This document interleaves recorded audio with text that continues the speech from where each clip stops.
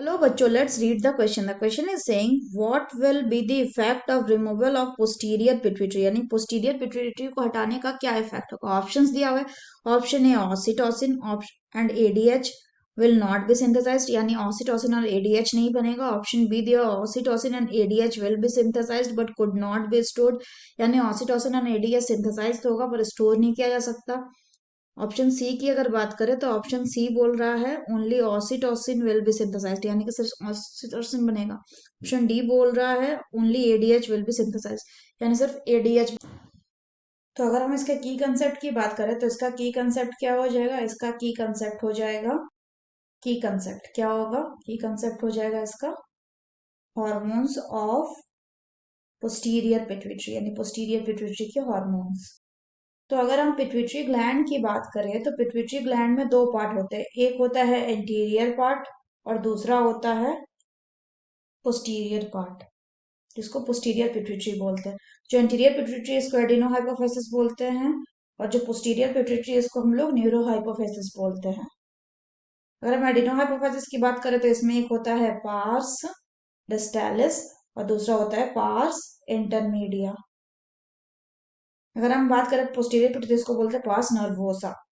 अगर हम बोले बताएं हार्मोन सिक्रेट कौन कौन करता है तो पार्स डिस्टालिस और पार्स इंटरमीडिया जो है ये हार्मोन सिक्रेट करता है growth hormone, prolactin, thyroid stimulating hormone, ACTH यानी adrenocorticotropic hormone, luteinizing hormone and follicular stimulating hormone and melanocyte stimulating hormone. अगर हम बात करें पार्स नर्वोसा की तो पार्स नर्वोसा जो है दो हार्मोन ये क्या करता है, सिक्रीट करता है.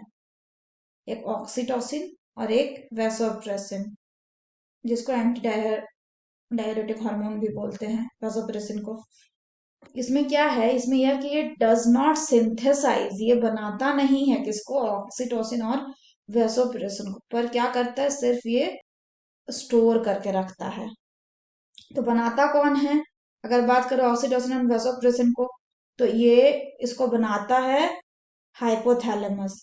और फिर क्या होता है हाइपोथैलेमस में बनने के बाद, एक बार हाइपोथैलेमस में बन गया ऑक्सीटोसिन एंड वैसोप्रेसिन, उसके बाद वो ट्रांसपोर्ट होता है.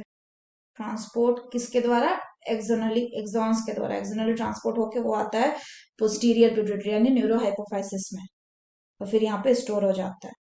तो अगर पार्स नर्वोसा को हम कट कर देंगे तो क्या रुक जाएगा सिंथेसिस, सिंथेसिस होगा बट क्या स्टोरेज रुक जाएगा, हाँ स्टोरेज रुक जाएगा किसका, ऑक्सीटोसिन एंड वैसोप्रेसिन का. तो अगर हम क्वेश्चन की बात करें, क्वेश्चन में बोला गया है, क्वेश्चन का करेक्ट ऑप्शन क्या होगा, option B that is oxytocin and ADH will be synthesized but could not be stored.